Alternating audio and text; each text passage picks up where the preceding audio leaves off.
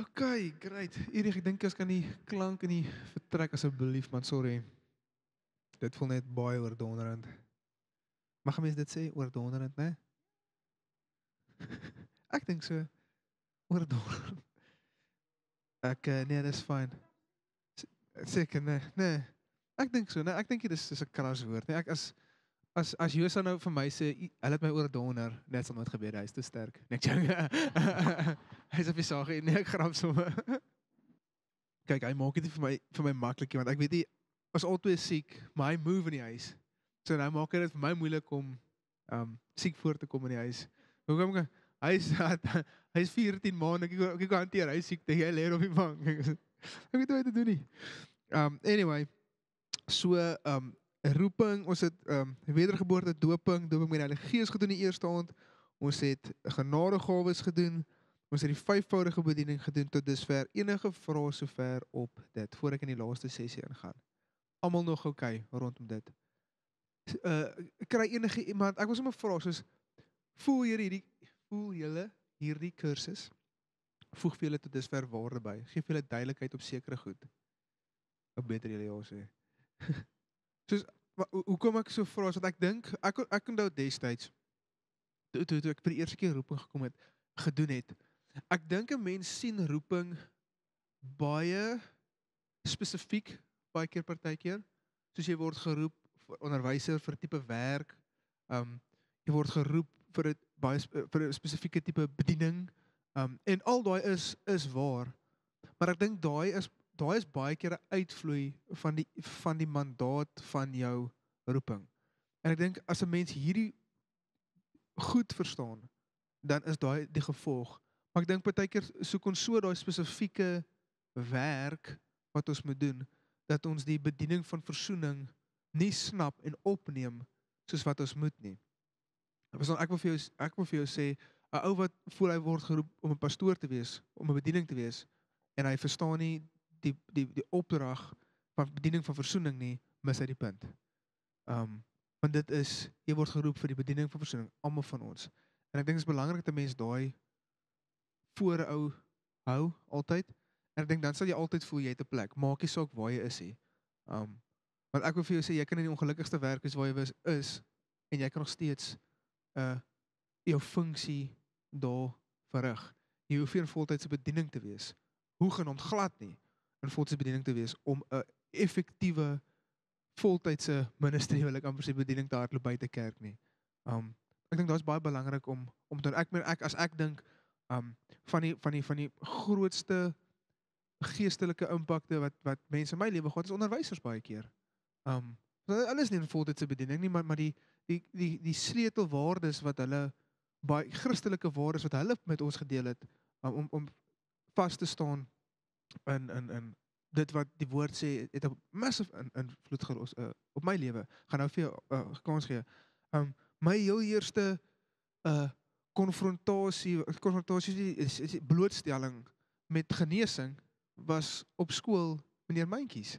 Dit is die weirdste ding, want ek het my skouer, dit is net na daai foto wat mamma, sy stuur vir my wat hulle my oogbank oopgestamp het, teen Boland Landbou. Dit is nogal 'n vreemde ervaring. Jy voel jy tref jy kop en dan raak dit so warm hier langs jou gesig.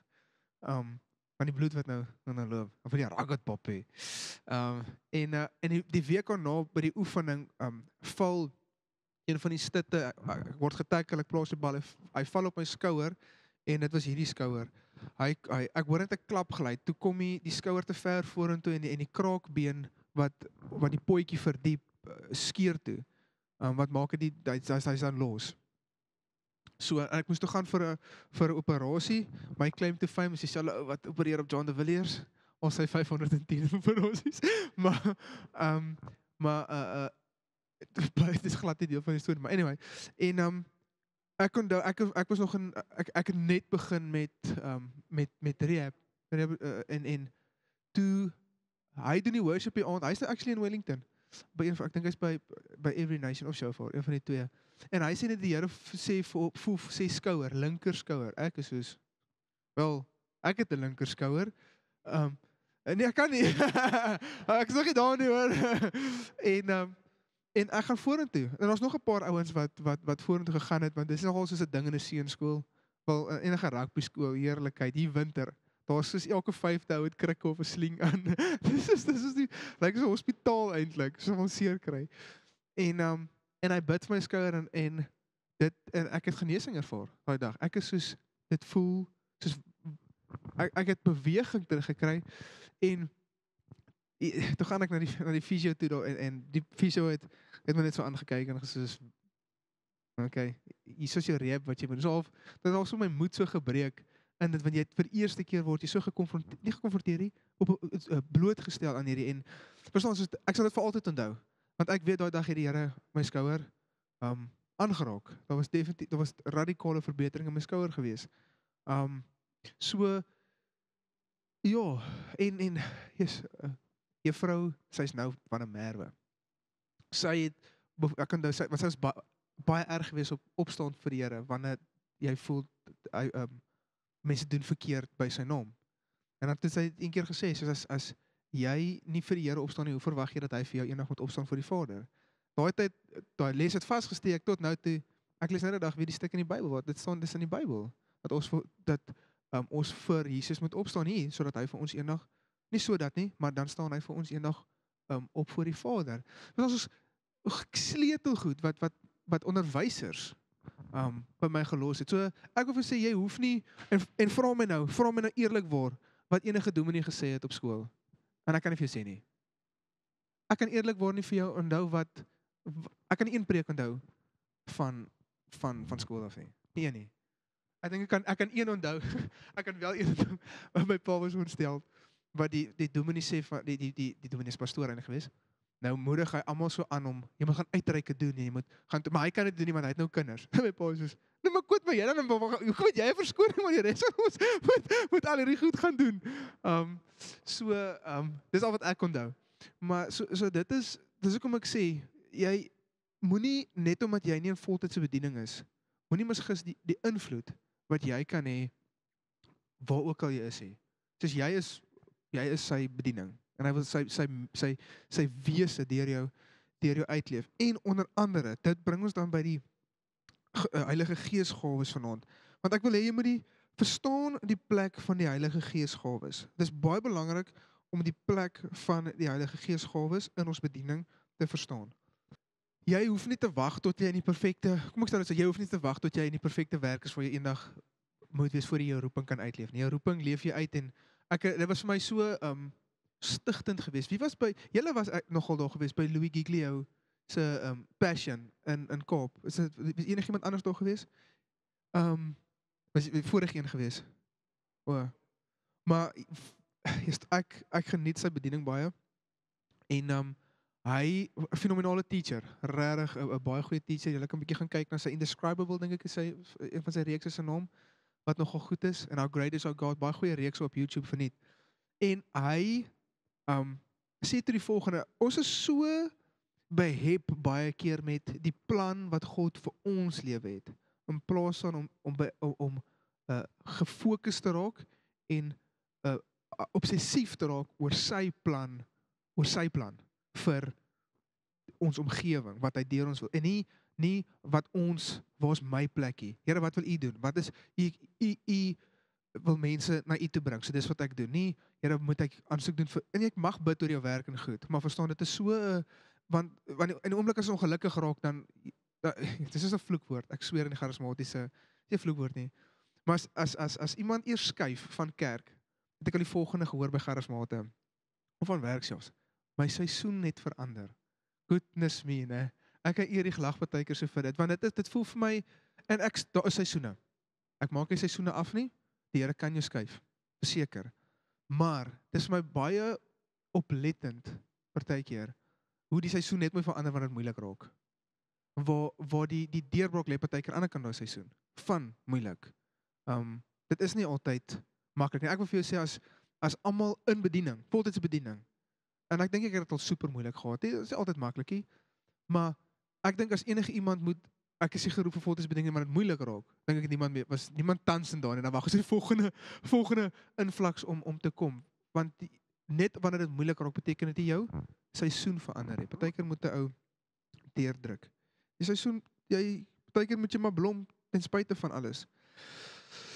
So, die Heilige Gees gawe, so as ons kyk in Handelinge, het God wonders en tekens, wat onder andere die Heilige Gees gawes is, het God wonders en tekens gedoen, en ons sien dit in Hebreërs ook, word ook na verwys, om sy evangelie te bevestig. So ons werk is die bediening van versoening, met ander woorde, die evangelie. Ons versprei die evangelie deur woord en deur daad.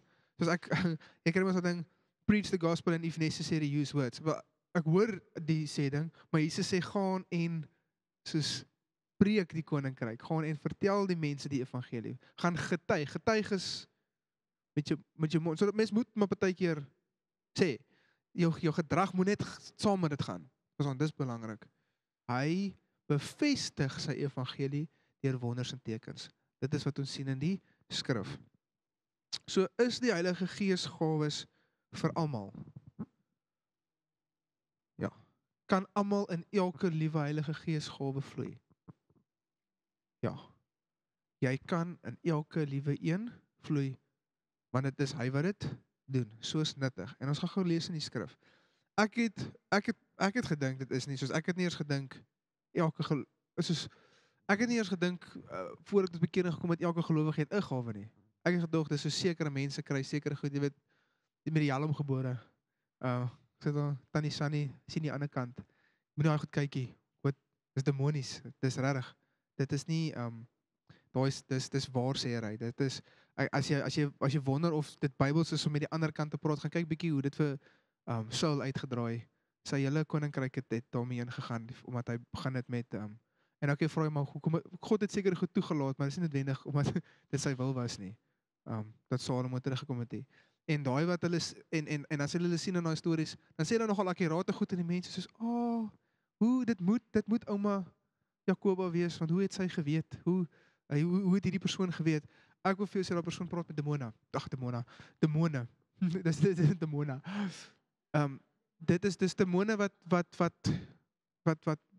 met opraat, en jy dink, dit is ouma Jakoba, baie pad af. So, verskeidenheid van geestelike gawes, en wat die geestelike gawes betref, broeders, wil ek nie hê dat julle onkundig moet wees nie. Julle weet dat julle heidene was, dis ons is heidene, weggevoer na die stomme afgode, net soos julle ook al gelei is. Daarom maak ek julle bekend dat niemand wat deur die Gees van God spreek, Jesus 'n vervloeking noem nie. En niemand kan sê dat Jesus die Here is nie, behalwe deur die Heilige Gees. Daar is wel verskeidenheid van genadegawes, maar dit is dieselfde Gees. En daar is verskeidenheid van bedieninge, en tog is dit dieselfde Here. En daar is verskeidenheid van werke, en tog is dit dieselfde God, wat alles in almal werk. Maar aan elkeen word die openbaring van die Gees gegee met die oog op wat nuttig is. Want aan die een word deur die Gees 'n woord van wysheid gegee en aan 'n ander 'n woord van kennis, vanweë dieselfde Gees, aan 'n ander weer geloof deur dieselfde Gees, en aan 'n ander genadegawes van gesondmaking deur dieselfde Gees, aan 'n ander werking van kragte, aan 'n ander profesie, aan 'n ander onderskeiding van geeste, aan 'n ander allerhande tale, aan 'n ander uitleg van tale, maar al hierdie dinge werk een en dieselfde Gees, wat aan elkeen afsonderlik uitdeel, soos hy wil. So dit sal agterkom, ek beklemtoon baie dieselfde Gees, want dit is, ons moet die Bybel in konteks lees, wat die skrywer vir sy oorspronklike gehoor bedoel het. So as jy begin, praat hy van heidene en verskillende afgode, soos wat julle gelei gevoel het julle vir verskillende afgode gedien, maar ek wil vir julle sê, daar is een Gees, wat in elke persoon werk, daai selfde Gees doen hierdie, daai selfde Gees doen hierdie. Dit is nie soos julle gode, 'n God van dit en 'n God van dit en 'n God van dit nie, dis dieselfde Gees wat gesondmaking, dieselfde Gees wat profeteer, dis dieselfde Gees wat tale uitlei en tale gee. So dis die fokus van wat Paulus hier skryf, nie op aan een gee hy dit, en aan een gee hy dit nie. Dit gaan oor dieselfde Gees, en hy gee op wat nuttig is.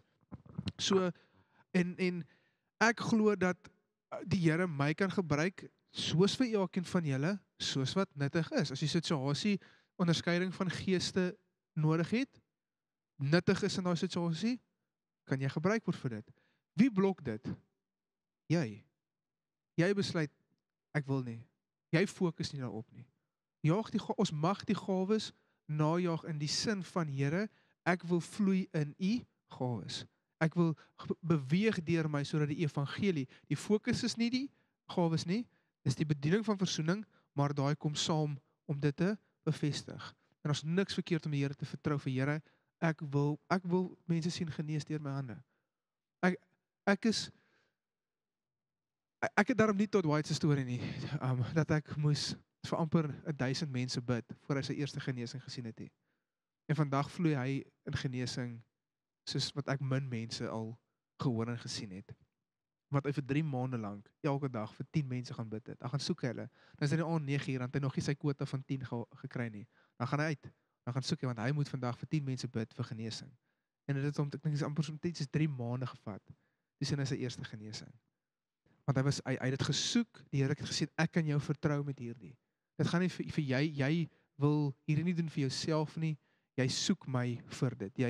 Jy begeer dat ek beweeg deur jou. So jy mag die Here vra vir om te beweeg in sy gawes.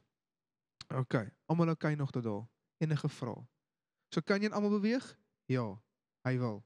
Ek moes 'n opstel skryf, een van my laaste vakke. En toe moes ek die punt verdedig wat sê dat die gawes opgehou het. Want daar is skrif wat sê die profesie gaan ophou en dit gaan ophou en maar so uit konteks dit praat eintlik net van daar gaan 'n tyd kom wat ons hemel toe gaan. Verstaan, dit is nie dis nie omdat dit opgehou het met die apostels nie, heeltemal uit konteks getrek. En my antwoord in die opstel was, daar's verskeie plekke in die Bybel wat sê hy het sy woord, hy het saam met die apostels getuig deur wonders en tekens. En my antwoord aan die lektor was net, meneer, as daar nie wonders en tekens in jou bediening is nie, dan is jy besig om dalk die verkeerde evangelie te verkondig. Of jy persoon dit net glad hê. As jy dit gaan plek gee vir dit, dan gaan dit nie manifesteer nie. So mens moet die Here soek vir dit, vertrou vir dit en hom najaag vir dit. Nie dit bo hom nie, maar ek dink julle verstaan wat ek wil probeer sê. Woord van wysheid en woord van kennis. Dis dan die eerste 2 wat ek sommer wil na kyk. En hulle gaan so baie ingepaard. So 'n woord van wysheid, sê hulle, kennis is om te weet dat dit 'n mate vrug is, maar wysheid is om te weet dat hy nie 'n vrugteslaai kom nie of iets soos dit. Spot hulle altyd. Maar so kennis, 'n woord van kennis, sal die volgende voorbeeld van dit is. Ek is een keer in dit was 'n verfplek geweest, ek het al hierdie getuienis gedeel, waar ek vir die ouetjie gesê het, jy het die graad 10 klaar gemaak nie. Hy is toe vir die evangelie, hy wil niks hoor van die evangelie nie. Ek sê vir hom, Jesus, ek voel net die Here sê, soos ek, nie die Here nie, ek sê, ek voel jy, soos, het jy graad 10 klaar gemaak? Ek dink nie het nie. En hy sê, hoe het jy dit geweet? En dadelik het ek dit deur, 'n plek om met hom die evangelie te verkondig. Dis baie keer iets wat die Heilige Gees vir jou sê, oor hierdie persoon, om te deel, om half 'n deur oop te maak, om die evangelie te verkondig. You're right. Daar's net koffie, ons het nie water nie. Is jy okay, Laurens? So, kan jy hoor? Kan ek maar okay. So kennis is iets wat jy glad nie geweet het nie, of dit nou oor 'n persoon is en of 'n situasie is, dit is iets wat jy nie geweet het nie, wat die Heilige Gees vir jou gegee het. Ek wil jou nou die volgende op het sê. Enigiets wat die Here met jou deel, is hoogs heilig. As die Here iets met jou deel oor 'n persoon, is dit nie om dit in jou heilige kringetjie te gaan bespreek nie. Dit is iets wat die Here vir jou gee, wat hy jou toevertrou daarmee, of die persoon te gaan vra oor dit, of self te gaan bid daaroor. Maar nooit om te bespreek nie, nooit. Die Here is nie in daai, as die enigste persoon met wie dit mag bespreek. As die Here vir my iets oor ego wys, dan of hy sê dit vir my, want ego ek moet hom sommer met hom bid daaroor, ek weet om te sê daaroor nie, of ek gaan praat met hom daaroor. Maar ek roep nie die ouderlinge by mekaar En ek sê, right, julle die Here iets my hierdie gewys. Hy doen nie dit nie.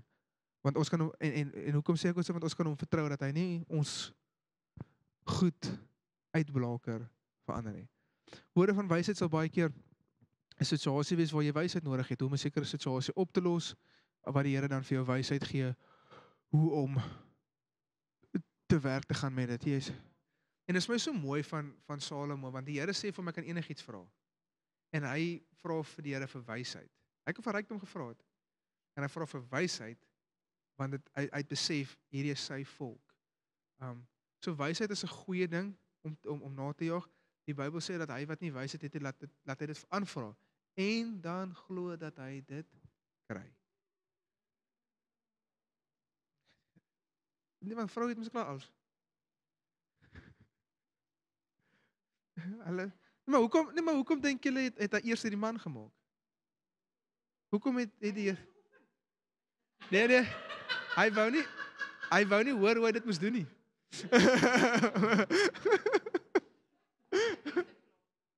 Whatever. Ek het klaar die grapie vertel. Ek het nou julle goedjies hier ingooi nie. Ja, hier is so vroue konferensie raak. Aan die einde van die dag is almal so moeg. Dan kom hierdie grappies nou so. Dan kom al hierdie grappies uit altyd. Dit is al lewe so in die koffie area. Oh, interessante goed. Wat is al gesê het. Dus ek dink ek dink letterlik een wat ek die meeste vertel is, waar sou die man wees sonder die vrou? In die tuin van Eden.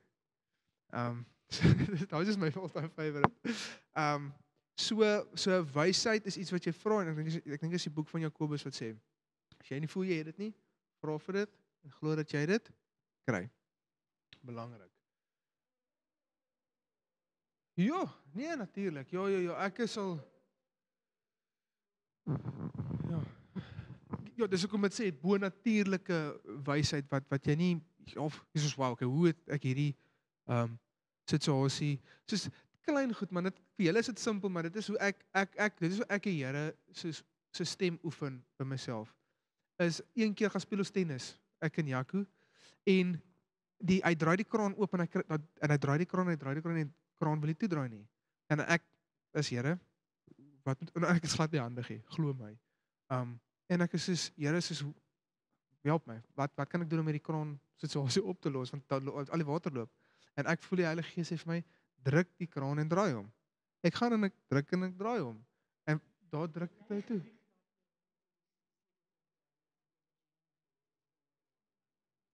Wat is dit dan? Nee, maar ek kan actually nie. Maar ek bly maar sê dit. Maar dis 'n ander ding wat die Here ook vir my, ek onthou, my ID was weg gewees. Ek kan nie die sleutel onthou nie. Ek kan nie eens onthou nie.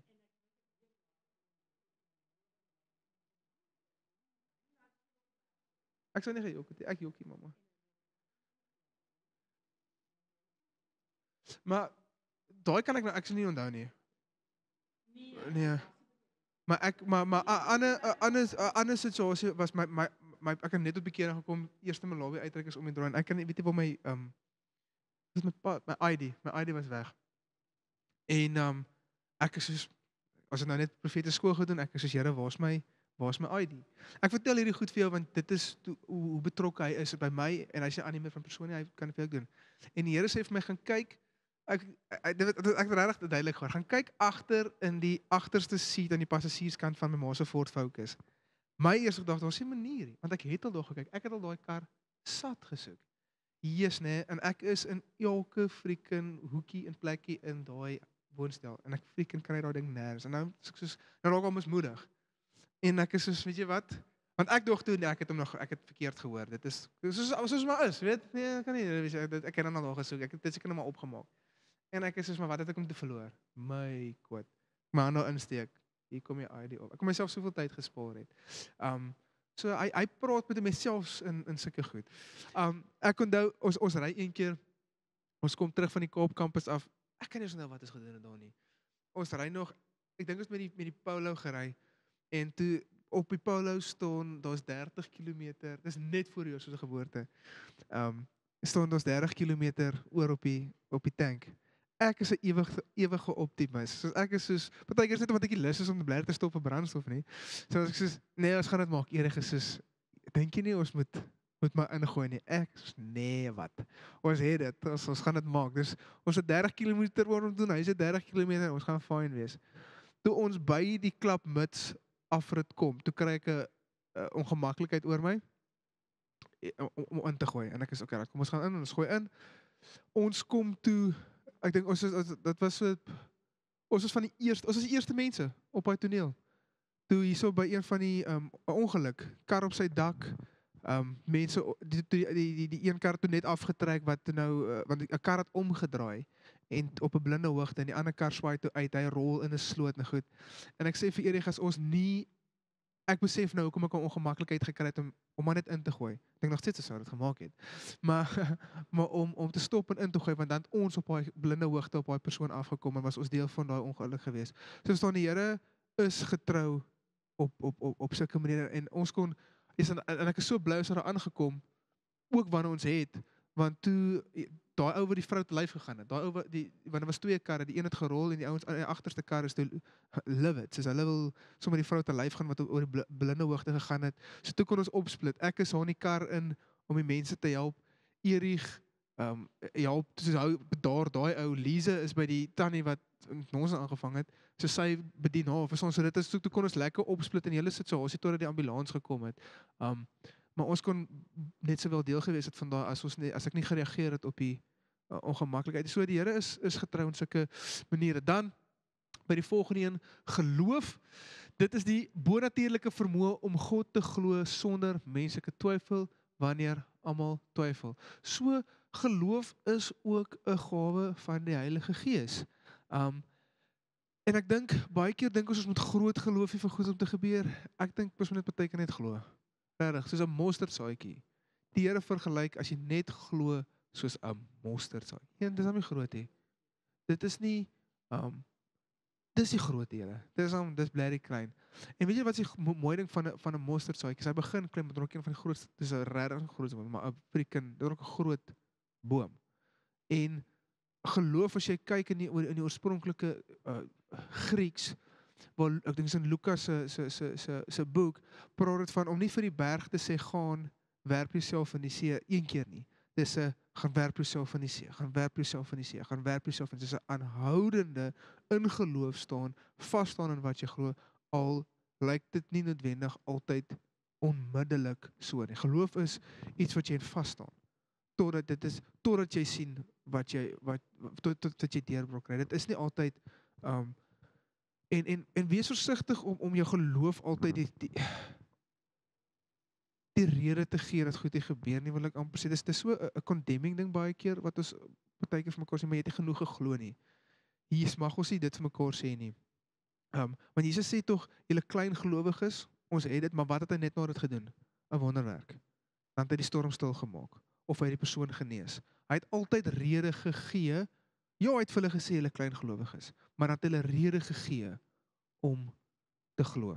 En mag ons daai soos ons kan mekaar aanmoedig in geloof altyd, maar daai is belangrik. Aanmoedig in geloof en nooit condemn as iets verkeerd gegaan het, maar dit met foute met jou geloof of iets. Dit is ek meen daai pa wat sê Here, ek glo, maar daar waar ek nie glo nie, help my om te glo.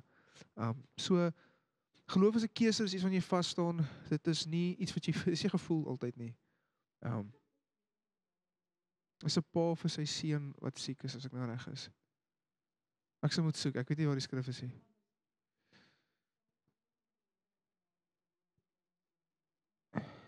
Ek sou vir my kyk, ek dink amper is met 'n pa. Maar ek sou moet kyk, ek kan verkeerd ek net kyk. So dit is dan nou geloof en ek glo dat die Here op ons geloof kan beweeg en nie noodwendig dat die ander persoon hoef te glo nie. Ek het al baie daaroor gepraat, want ek dink juist partykeer is die deurbraak van 'n wonderwerk net die ding wat daai persoon nodig het om te glo. Aan die ander kant, aan die flip side wil ek ook vir jou sê, partykeer dink ons as iemand net kan sien, dan sal hulle glo. As mense wat Jesus gesien het en hulle het nie geglo nie. Verstaan, so dit bly maar 'n keuse wat 'n ou maak.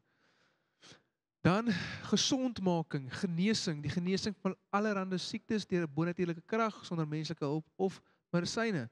So dit is ons praat van handoplegging. Kan iemand genees oor 'n afstand? Ja, want God is alomteenwoordig. So ek sal baie keer as ek hier saam met iemand bid vir iemand wat siek is, dan sal ek die volgende doen. Ek sal sê Here, dankie dat U hier by ons is, maar ook by daai persoon is. En dan ek sal my hand ek hou van prakties myself wat uitleef in die sin van want ek glo dit tog. So ek sal sê Here, dankie dat soos ek my hand nou uitsteek, bid ek dat U hand nou op daai persoon sal rus en daai persoon sal genees. As ek vir iemand bid vir genesing, altyd, dis letterlik altyd wat ek sê, is Here, dankie dat soos ek my hand nou op Lauren sit, dankie dat U hand nou op hom rus. Dankie dat ek kan bid vir genesing. Altyd. Dit is letterlik dit is ons het by my rympie. Is daai soos ek sê vir myself, Here, U is hierso. Dankie dat U hand nou op hierdie persoon rus en dat U wil gesond maak. Daar's nie 'n twyfel in my van of dit gaan gebeur nie. Ek gaan nou iets sien. Sien ek dit altyd? Nee, ongelukkig nie. Maar gaan ek in met wat as nie? Probeer my bes om nie. Ek gaan in met soos dit gaan nou gebeur. Ek het al vir 'n ou gebid wat nie bene gehad het nie, want ek glo die Here kan bene laat groei. En dit was nog 'n lang straat gewees. En die volgende moet raak jy ou langer hier voor my. Ek skrik my gat af. Dit kom toe net daarop neer as hy net op sy stompies gaan staan binne sy stoel. So dis dit nou nog nie. Ek is soos dit gebeur en toe soos die span staan oor kan die straat en lag want ek is soos wow nee ek sorry. En ek wil die volgende vir jou sê is jy gaan dit nie sien as jy self nie in sulke situasies sit nie. Jy gaan nie genesing deur jou hande sien. Dit gaan nie gebeur per ongeluk nie. Jy gaan nie iemand wat siek is net sê ag jy gaan met jou boem en daar poef ons is gesond nie. Dit is bietjie sit jouself op die spel, jou naam wil ek amper sê. Soos Here, ek is hier, gebruik my. Hier's 'n sieke, ek wil bid vir genesing. En genesing kan oor 'n tydperk wees. Dit kan oor 'n tydperk wees. Net omdat jy nou niks gesien het nie, beteken nie dit het nie gebeur nie. Ons bid een keer vir 'n ou in Zambië, so mal soos 'n haas julle. Maar daar was 'n bietjie meer bevryding geweest, maar so sy kop was heeltemal daarmee heen en ons bid vir hom, niks verander nie, niks. 'n week later bel die pastoor ons, totaal en al genees. Totaal en al by sy bewusheid. So dit kan gebeur. Inteendeel, as jy baie van David Hogan, die van julle wat nou al van sy goed geluister het by ons, by sy getuienisse. Luister mooi. Bid vir die persoon, sien dit hier nie, na die tyd bel hulle oor 'n week of wat sê hulle vir hom, die persoon is totaal en al genees. So net omdat jy, so dis daai staan vas in geloof. So genesing kan onmiddellik wees, maar dis eintlik dit vloei eintlik in die volgende. En werking van kragte is baie keer die genesing wat onmiddellik is. Dit is ons praat van 'n skepingswonderwerk. Dit is iemand wat se lewer totaal al kus toe is en die Here skep 'n nuwe een in hom. Ek staan eendag voor 'n vrou in Malawi, en sy het lae rugpyn en ek voel net soos haar niere is shot. En ek is soos, okay, kom ons bid vir haar niere. Woord van kennis. Bid vir haar niere en ek bid so vir haar niere en die volgende oomblik begin die trane so loop oor haar gesig en ek is soos vir die tolk, soos wat het gebeur is, okay. En sy sê vir my die pyn is totaal en al weg. En ek glo dat die Here, want ek het gereageer op wat hy vir my gesê het ek scans vir te wys nee. Maar ek het gereageer op dit wat ek gekry het by die Here, gebid daarvoor en ek kan vir jou sê dat vrou stap al weg sonder enige pyn. So dis wat ek vir jou kan sê. Goeie goed wat ons in Malawi sien. Sommige op daai noot, as jy wil Malawi toe gaan aan die einde van die jaar, ek gaan weer op hom gaan. Ek het die voorreg om weer op Malawi toe gaan aan die einde van die jaar. Dit is oop vir ons as gemeente. Ons gaan dit begin adverteer dan ook hierso by ons. Dink is in Oktober. So nee, ek sal moet op die datums kyk. Want ek is Mauritius is nou die eerste een. Ja, ons gaan nou uittrek doen. Dis Mauritius. Nee, Zanzibar. Ag, selfe plek. Ander sousie, ja, selfe pudding ander sousie. Ons gaan regtig nou mense, gaan regtig op 'n uitreik so, hoor. Ek gaan dalk op hom. Dit is ons kyk wat die Here doen. So werking van kragte dan. Enige vrae op gesondmaking en werking van kragte. Kan enige ou vloei in dit? Ja. Is dit moeilik? Nee. En ek gaan nou vir julle Smith Wigglesworth se geheim leer rondom beweeg in die gees van God, veral in die gees van God, veral rondom genesing. Dan profesie, ek dink dit het ons al redelik lekker fyn gekam. Ja, kom Erich.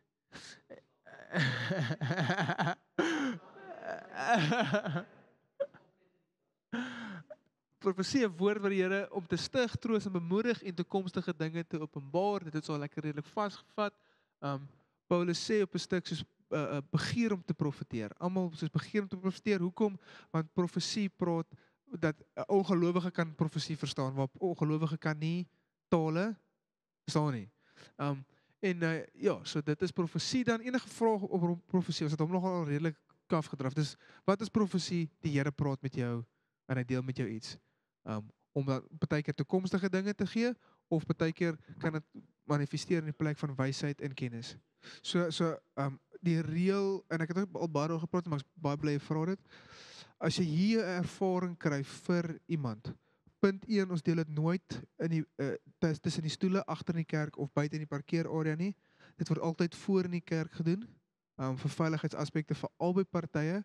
En ek wil vra dat julle, die bedieningspan is nog nie, ek wil 'n bedieningspan in die volgende paar maande of wat, wil ek 'n bedieningspan in plek sit, so dan kry of 'n bedieningspan lid, maar vir nou, of vir Erich, of vir my, net om by te staan, kom deel dalk eers die woord met een van ons, en ons sal dan vir jou, hoekom? Want as jy daar buite deur die week iets stupids profeteer, wil ek amper sê, of dit mis, is dit op jou. As jy dit hier doen, kan jy skade maak, verstaan, en my plig is om, as herder, is om seker te maak, jy's okay, en daai persoon is okay. Want, kom ek sê dit so, dit gaan nie net eers oor jou profetiese woord, wat jy daar kan mis nie. Daai persoon kan jou profetiese woord vat, glad nie hoor wat jy vir hom gesê, of vir haar gesê het nie, totaal en al haar eie ding in dit ingelees het, of sy eie dinge ingelees het, en gaan nonsens aan jou met dit, en dit kom af, terug op jou, en jy is die vark in die verhaal. So dit is meer as net, jy wat dit kan, maar dit is vir daai veiligheid van, en dis hoekom met konferensies baie keer sal ons baie keer profetiese woord opneem, dat dit nie he said, she said type ding is. So dit is maar net die reël. So jy kom skinder dit met, jy kom toets jou gevoel by my wat hierso geestelike gesag dra. Maar verstaan, soos, maar hierso asseblief, soos kom toets dit by my, sodat ek vir albei partye kan, ek meen, en dit gebeur nie hier nie, maar soos by Kaap Campus gaan die mense, soos gaan na mense toe en sê, ek voel die Here sê, jy is my man of my vrou, verstaan, ek so, soos, nee, verstaan, soos ek het type, en daar is geestelike manipulasie, soos, en daar is belangrik, hoor, geestelike manipulasie is 'n vieslike ding, hoor, dit is soos die slegste vorm van manipulasie.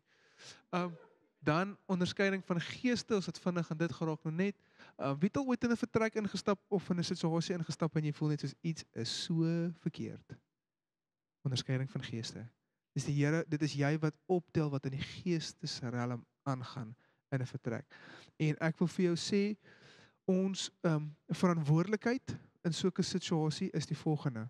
Baie keer sal ons in 'n plek instap, of ons sal iets onderskei, en dit is dan die boodskap wat ons dra. Nee, ek onderskei dat hierdie besigheid gaan dit nie maak nie. Maar wat ek vir wil sê is, baie keer sal jy onderskei, sê nou maar, dis nou 'n stupid voorbeeld, maar sal jy onderskei, hierdie besigheid is in die moeilikheid, nie vir jou om dit te gaan vertel, of te sê, of jy sal nou onderskei wat in die land aangaan. Is nie vir jou om dan op Facebook te gaan, en te sê, ek onderskei hoe alles verkeerd gaan nie, maar om, en daai is die boodskap wat jy uitstem, maar om gelowiges tot aksie te roep, en te sê, daai is die ding, dit gaan oor jy onderskei, ons regering is besig om aan te jaag, kom ons bid vir hulle, kom ons verander dit, die Here wil dit te stig, te bemoedig, te troos, verstaan jy wat ek bedoel? So dis 'n waarskuwing en 'n call to action baie keer, en ek dink dit is wat ons baie keer, party mense kry dit baie goed reg, ander kry dit nie reg, en hulle sal sê, ek ervaar net, die land is in sy ding is. Nee, ek dink nie jy het onderskeiding eers nodig vir dit nie, maar dit gaan daarop, is die Here wys vir jou iets om invloed te hê in die situasie, en nie net te sê, hierdie is 'n bolsap nie. As julle verstaan wat ek bedoel. Dan allerhande tale, so hierdie is interessante ene, so spreek van bonatuurlike tale wat nie aan die spreker bekend is nie. So ons kry 2 verskillende tipes tale in die Bybel. Ons kry heilige geestestale, tongues, praat die Engels van.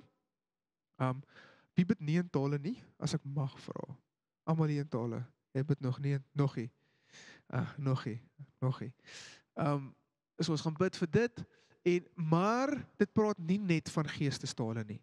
Dit praat ook van mensetale. Want as jy gaan mooi lees in Handelinge, en ek is nog sterk van opinie daaroor, as jy gaan kyk in Handelinge, toe die Heilige Gees oor hulle gekom het, nie net oor die tafel, oor die 120 gewees wat in die plek was, wat op hulle geval het elkeen gehoor in hulle eie taal. So of hulle nou gespreek het in Hebreëus, ek ry dit altyd om Hebreërs en Hebreëus. Of hulle nou gespreek in hulle eie taal en dit het mid-air verander, dit kan ek nie vir jou sê nie.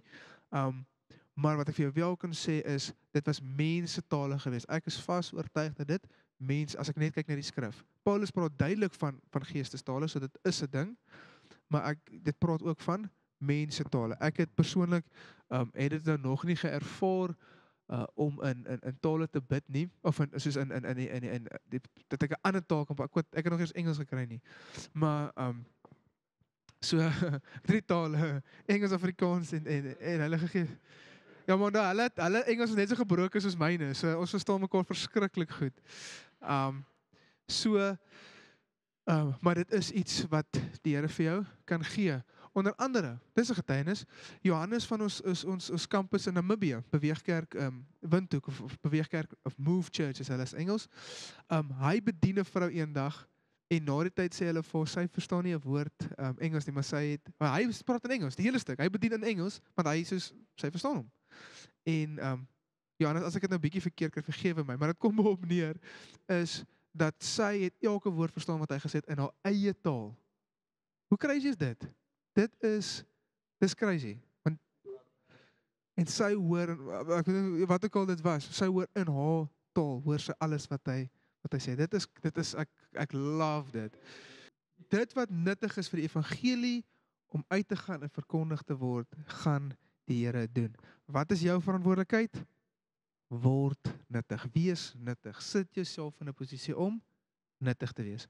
Ek gaan nie vir jou vreemde tale gee om by die huis te sit en met die muur te praat, en dan is jy net mal. Verstaan, so wees nuttig. Uitleg van tale, so dit praat van, as jy kyk in konteks wat as Paulus praat van uitleg van tale, dit praat dan nou van iemand wat in geestestaal bid, en ek soos die goed bid in sy taal, en ek sal dan sê, ek ervaar hier en hierdie, wat dit is wat die Here gesê het deur hier goed dan op daai oomblik. Hoekom is dit belangrik? Want julle kan net dink, ek weet nie hoe julle eerste ervaring was, toe julle in 'n kerk ingestap het wat mense in tale bid nie. Dit was vir my hoogs vreemd. Dit klink soos 'n oorlogveld. Van die mense. Ja. Ja. Hy's reg. Ek het 'n video wat die ou sê, should have bought a Honda. Maar jy het vinnig sê, should have bought a Honda. So ek soos, dit klink so flippend akuraat, should have bought a Honda. Ek kan nie so vinnig sê, dit is so freaking waar. Want as 'n ongelowige instap, as ons nou, dink net in hierdie konteks, hier bars ons nou uit in tale, en hier kom stap nou iemand hier, en hy gaan dink, julle is kens. Nee, julle die plot verloor. En is dit die Here se wil? Hy wil mense intrek. So wanneer ons in tale bid, sal iemand dan opstaan en sê, dit is wat hy wil hê. Is dit verkeerd van ons om in hierdie opset in tale te bid? Want ek dink dis die ander ekstreem wat mense gaan, die Paulus sê ons moet glad nie saam in tale bid nie. Dis nie die probleem. Die probleem is nie die feit dat ons in tale bid nie. Die probleem kom in as daar nie 'n uitleg is nie. En dis hoekom profeties so aanmoedig. Want almal verstaan die profetiese. Kan die Here my gebruik in alle gawes? Yes, ons het daai aan geraak. Hoe kry ek die gawes vir 'n spesifieke situasie? Jy glo, was baie belangrik, en vir die wat glo, sal hierdie tekens volg. In my naam sal hulle duiwels uitdryf, met nuwe tale sal hulle spreek, slange sal hulle opneem, en hulle iets dodeliks drink, sal dit hulle geen kwaad doen nie. Op siekes sal hulle die hande lê en hulle sal gesond word. So ek sal volgende week 'n slang bring, dan kan ons die slang hanteer en hulle sien wie glo. Dit mal, dan glo ek ook nie. Ek doen nie daai nie. Ek sal nooit dit doen. Ek is freaking bang vir 'n slang. Nee, maar daar's water daar, so jy gaan die plek flat. So hoe kry jy dit? Jy vra die Heilige Gees, maar aan elkeen word die openbaring van die Gees gegee op die oog op wat nuttig is. En daar is die gebed. Heilige Gees, ek vertrou U vir die gawe van, en noem dit waarvoor jy vertrou, sodat U my kan gebruik in die koninkryk van God in die naam van Jesus Christus. So stop sommer net voor ons aangaan. So maak julle oë toe en ek wil vra dat jy 'n gawe wat jy die Here voor vertrou, vir hom sal bring nou. En sommer net agter my aan bid. En jy hoef jy die gawe hard te sê, dit kan jy vir jouself sê, maar bid sommer net die volgende agter my aan. Here Jesus, Heilige Gees, ek vertrou U vir die gawe van, en noem dit, Here Jesus, Heilige Gees, lei my in situasies waar hierdie gawe nuttig sal wees ter ere van U naam. Amen. Amen. Great. Is hy nou weg? Ja, is hy. So hierdie is baie belangrik. Onthou, dit vloei alles uit die bediening van versoening uit. Baie belangrik, want ons het mense lief. Die grootste gebod is om God lief te hê met jou hele wese en jou naaste. Soos jouself. So die hemel beweeg op liefde. Al sou ek die tale van mense in Engels spreek, ek het nie die liefde, maar ek het nie die liefde nie, dan is ek 'n klinkende metaal of 'n leidende simbaal geword. En al sou ek die gawe van profesie hê en al die geheimenisse weet en al die kennis en al sou ek al die geloof hê sodat ek berge kon versit en ek het nie die liefde nie, dan sou ek niks wees nie. En al sou ek al my goed uitdeel en al sou ek my liggaam oorgee om verbrand te word en ek het nie die liefde nie, dan sou dit my niks baat nie. Die liefde is lankmoedig en vriendelik, die liefde is nie jaloers nie, die liefde praat nie groot nie, is nie opgeblaas nie, handel nie onwelvoeglik nie, soek nie sy eie belang nie en word nie verbitterd nie, reken die kwaad nie toe nie, is nie bly oor die ongeregtigheid nie, maar is bly saam met die waarheid. Dit bedek alles, glo alles, hoop alles, verdra alles. Daar is nogal 'n moeilike ene.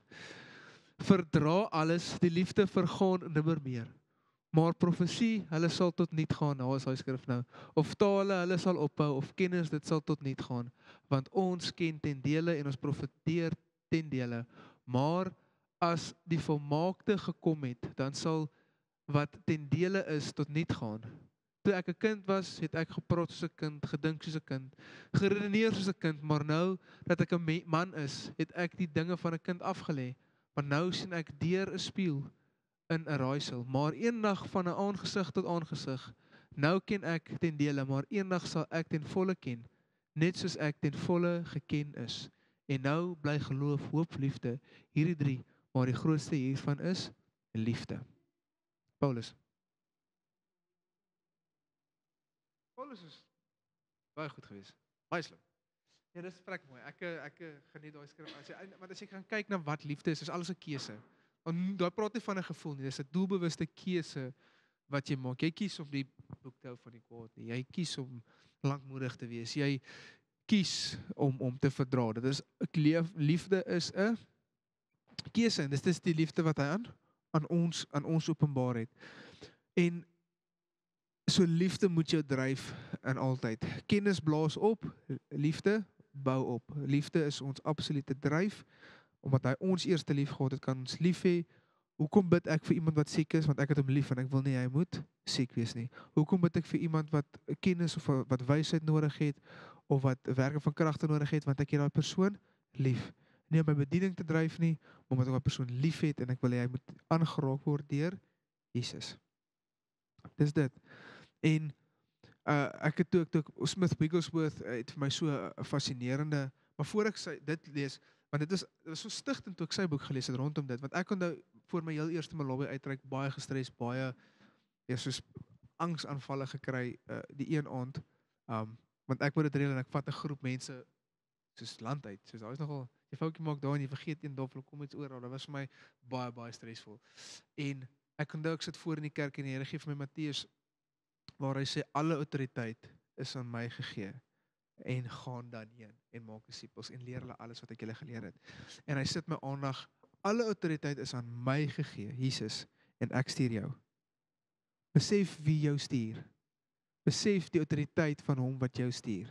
Besef die autoriteit van hom wat in wie jy glo. En dis Wigglesworth se geheim. Vroeg in sy boek, hy sê maak nou vas in jouself wie Jesus is. Weet verseker dat hy die almagtige God is en dat vir hom niks onmoontlik is en uit daai plek uit bid hy vir genesing. Daai plek van jy het 'n siekte, maar jou siekte is nie groter as Jesus nie en hy settle vir niks minder nie. Ek moet dink aan daai centurion. Hy sê Here, spreek net 'n woord en ek weet dit sal gebeur. En die Here sê geloof soos jou het ek nog nie gesien nie. En hy sê, maar hoekom? Want hy verstaan gesag. Here, ek verstaan gesag. Jy hoef nie eers te kom nie. Ek is ook 'n hoofman oor 100. As ek sê vir hom iets te doen, dan doen hulle iets. So ek weet dat u behoort alle gesag. So ek wil vir jou daai jou twee sleutels wil ek vir jou gee vanaand rondom Heilige Geesgawes en jou roeping. Oor die algemeen, want dis mos nou waarmee ons besig is liefde en verstaan die gesag van die een wat jou gestuur het. Dit is nie ek wat jou ergens heen stuur nie. Dit is die allerheiligste, almagtige, soewereine skepper van die hemel en aarde. Koning van konings, Alpha en Omega, wat jou stuur. The great I am. Hy het niks en niemand nodig, hy niks onderhou hom nie. Hy is self-sufficient in sy eie. Inteendeel, hy onderhou alles. Alles van lewe in hom. Daai wese is iemand wat vir jou sê, gaan dan heen. Gaan maak disippels, gaan leer hulle alles. Gaan lê jou hande op die siekes. Gaan dryf demone uit. Gaan verkondig my evangelie. Wees gedoop met my Heilige Gees en weet dat ek saam met jou sal getuig. Dis hy wat dit sê. Jaag die liefde na en beywer julle met die oog op die geestelike gawes, maar veral om te profeteer. So daai skrif maak ons baie duidelik dat jy mag die geestelike gawes najaag. Ons moet aanhou om die geestelike gawes in alle situasies te beoefen. Hoe meer ons dit oefen, hoe makliker gaan dit raak om in elke situasie te bepaal watter geestelike gawe nuttig is. En dan die Heilige Gees daarvoor te vertrou. Ek is baie eenvoudig as dit kom by die gawes. Is die Here doen dit of hy doen dit nie. Ek hoef nie dit op te maak nie. As ek vir jou bid en jy is nie genees nie, sê my. Jy hoef my te sê jy voel beter as jy nie beter voel nie. Hy doen dit of hy doen dit nie. Hy het nie my slim woorde of my verbeelding nodig om te doen wat hy moet doen nie. So mens moet val tot gelowelik amper sê, maar ook soos die Here gedoen of hy het dit nie gedoen nie. En tale, ek sal nie dit aanraam dit so te doen nie, want dan mimiek jy my net. Dan naap jy my wat ek sê. En almal se tale, wat ek al wel agtergekom het, almal se tale verskil, maar wat 'n mens baie agterkom is tog mense wat in baie nou verband met sekere geestelike leiers loop, klink partykeer dieselfde, maar dis die naaste wat ek al gehoor het wat dit dieselfde soos dit nog nooit woord vir woord nie. Dit ek nog nie, soos dis hoekom ek sê ek sal nie aanraai dat ek nou praat en dan aap julle my op dit nie. En ek dink jy moet ook druk van jou afhaal nie, ek dink nie. Haal druk van jou af dat dit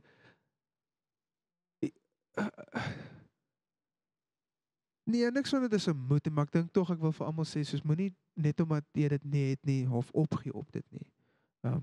Moenie in 'n plek in van grief ingaan rondom dit nie, maar soek dit, jaag dit na en dit is nie noodwendig dalk partykeer gaan hy vir jou 'n woord gee. En dan freaking sê jy daai woord oor en oor en oor en oor. Ek onthou met my was dit een woord. En ek het daai woord gevat en hoor hierdie vat geloof. Ek wil net vir jou sê dit gaan nie vir jou 100% voel altyd voel jy is heeltemal okay nou. As jy as jy begin bid in tale nie. Dit vat geloof. Ek onthou ek het daar gestaan. Jy het nog vir my gebid en hy het gesê wat kom op en dan toe daar woord opgekom en ek is soos dan moet ek glo. Maar wat doen ons partykeer? Kan nie wees nie. Hier is weird. Hier is 'n snaakse klank.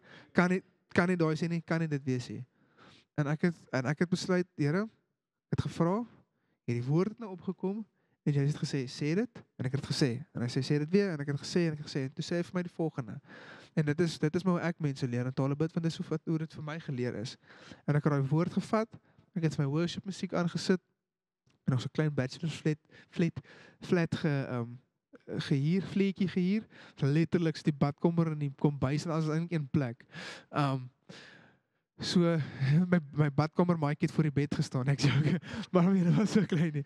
Maar so en ek onthou ek sit die musiek aan en ek het op die vloer gaan sit en ek het daai op die worship met die worship musiek in die agtergrond ek het daai woord oor en toe kom die volgende een en die volgende een. Nie noodwendig op een aand nie, maar dit is iets wat as ek bid by die huis, sal ek bid in tale. En nie te veel probeer daar dink nie. Ek dink baie keer dink ons osself bietjie. Dis nie ons is nie breindood nie, maar as jy kan jouself as jy regtig wil gaan jy vir jouself sê jy's mal. Jy is besig om goed op te maak. Maar ek kies om te glo, Here, dat hierdie wat U vir my gegee het, gaan dit steward en ek gaan met dit. En moenie mismoedig raak as dit nie altyd kom so vinnig soos wat jy dink nie. So ek sê Todd White is vir my groot inspirasie gewees, want nou sekere gawes wat vinnig kom, maar ander wat jy het werke van kragte. Ek het nog nie bene gesien nie. Maar jy gaan nie bene sien as jy nie gaan daarvoor nie. Jy gaan nie in tale bid as jy nie gaan daarvoor nie. En om te bid, te glo en nog steeds aan te gaan en aan te gaan en aan te gaan en dit na te jaag en dit te soek. En wanneer jy dit kry, dan steward jy dit.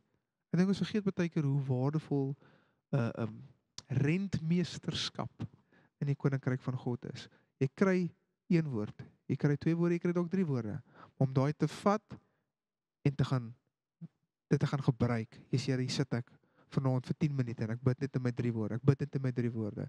Om te gebruik dit wat hy vir jou gee. Ek onthou ek staan een keer Kaap bid ook soos ons, maar hulle het net 'n baie groter sirkel van hulle diensspan wat hulle bid voor die diens, soos ons ook maar bid. En ek onthou ek staan een keer daar en ek nou profeteer almal so en ek is soos Here, ek wil ook soos want dis altyd dieselfde mense en wat die Here altyd voorgoed was. Ek is soos Here praat met my ook soos hulle. En die Here sê soos maar ek doen, maar soos jy nooit die vermoëdigheid om dit te sê nie. Ek wil met jou praat, maar jy kry en dan hou jy dit soos vir jouself. Dis nie condemning nie, maar dis 'n ding van ek gaan nie met jou praat net soos om ek praat met jou sodat jy dit kan deel. Nie sodat ek kan voel okay, die Here praat met my en dan voel ek okay met myself. Verstaan? Want dan doen ek dit vir myself. Dan wil ek net soos voel die Here praat met my. Jy want dan sou niks. Ek wil maar sê jy moet so 'n bietjie van jou kant af jouself bietjie in 'n ongemaklike posisie sit. En moenie 'n fout maak nie. Ek sê nou vir julle vir my om hierdie te doen is soos die Here weet môreoggend byvoorbeeld doen ek saalopening by Parel Gym.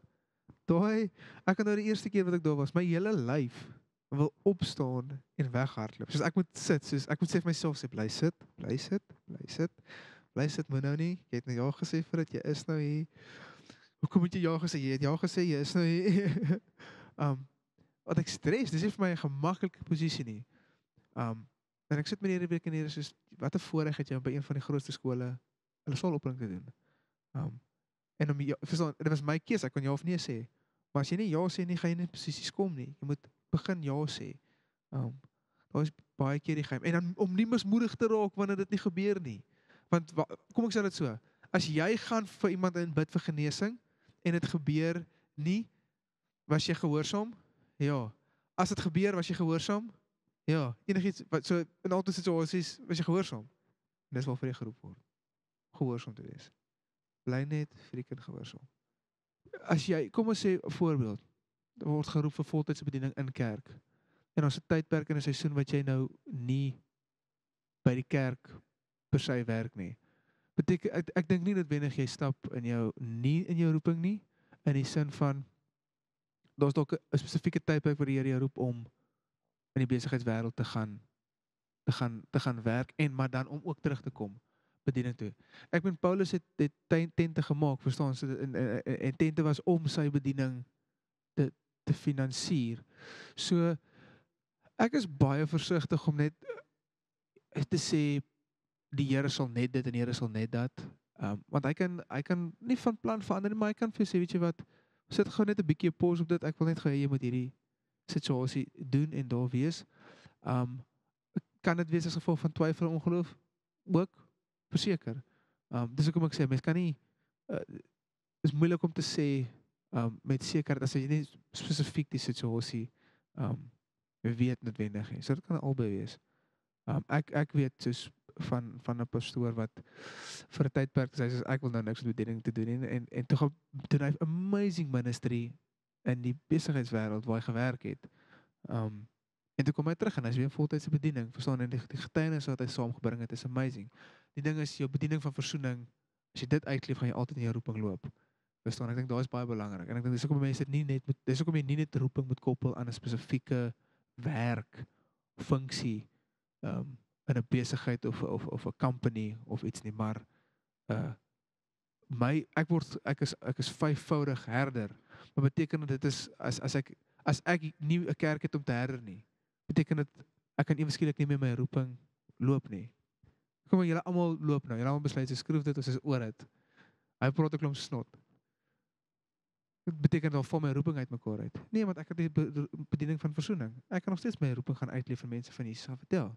Want my roeping is heel eerste voor alles, voor ek 'n pastoor is, voor ek 'n pa is, voor ek 'n man is vir my vrou, is ek 'n kind van God wat geroep is vir die bediening van voorsiening. En dit is baie belangrik as jy daai fondasie het. Want anders kan jy baie vinnig in 'n plek kom van ek loop nie my roeping nie of identiteitskrisis en Louis Giglio, ek het eintlik nooit eers my storie klaar gemaak van hom nie. Hy het eers op 'n baie laat ouderdom Passion, die kerk wat ons nou so ken, begin. Het hy tyd gemors, het hy nie in sy roeping gestap die jare voor dit nie. Nee, dit was besig om voorberei te word vir dit wat hy gaan doen eendag. Dis baie keer 'n voorbereidingsseisoen. Eintlik bly kom nou op dit, soos baie keer 'n voorbereidingsseisoen vir jou roeping. Mense vergeet dit baie keer. Net omdat jy soos ek was geroep vir voltydse bediening, beteken het ek dadelik in 'n kerk ingestap en daar het 'n pos vir my gelê. Nee, ek was eers gaan swat dit. Ek was voorberei. Ek was myself reg kry vir die bediening. So baie keer is dit ook net 'n voorbereidingsseisoen. Nie noodwendig een van weggaan van dit of dat jy nie in dit stap nie, maar jy word voorberei vir die volgende afdeling, volgende hoofstuk van die bediening. Maak dit sin vir julle? En Paulus was 'n geleerde ou gewees. Hy het op stukke gaan leer. Na sy bekering nog. Maar terwyl hy geleer het hy die bediening van versoening uitgeleef. Hy was nie dadelik 'n missionêr nie. Hy het nie dadelik die pad gevat en ek dink 'n mens, ek is geroep vir 'n missionêr en nou vat jy jou goed in nekende rigting en partykeer moet ou maar hoor wat die Here sê ook vir die regte seisoen om te gaan. Die Heilige Gees het hom gekeer om in Asië in te gaan. Wat sou gebeur het, weet ons nie as hy ingegaan het. Ek weet nie. Maar die Heilige Gees het gesê moenie en hy was gehoorsaam. En ek glo dit het beter so gewees vir Paulus om dit nie te doen nie. Nou, en partykeer die Here het hom gesê, hoor julle wil jy doodmaak, vlug. So ander kere het Paulus gebly. Het hom gestenig en dan het hy weer teruggegaan in die dorp. En hy is hektiek. Hulle gooi hom dood. Ek is vasoortuig hy was dood. Hulle het nie opgegooi tot jy dood was nie. En hy het opgestaan en teruggegaan. As jy kyk na die stenigingsproses, het hulle jy op jou voete gegooi totdat jy nie kan staan nie, dan het hulle jy van onder af gegooi. En dan as jy nou half gaan lê, dan het hulle 'n groot klip gevat en dit op jou kop gegooi. Dis een van die metodes wat hulle gevolg het met steniging. So verstaan, Paulus het nie, hulle het hom nie met 'n klippie gegooi en dit Paulus die hou gevat en teruggegaan nie. Hy was 10 teen 1 kusboude gegooi. Vuisfoos. En hy het opgestaan en teruggegaan, dood en teruggegaan om die evangelie te verkondig. So leiding van die Heilige Gees is alles. Ons kan baie moeilik sê dis altyd dit en altyd dit. Hy is altyd sy woord verander nooit. Hy sal altyd getrou wees aan sy karakter, maar hy kan vir jou sê om 'n ding op 'n spesifieke manier te doen. Soos hy sê, goeie voorbeeld, voor ek afsluit. Hy sê, gaan en neem die beloofde land oor. Dis julle sin.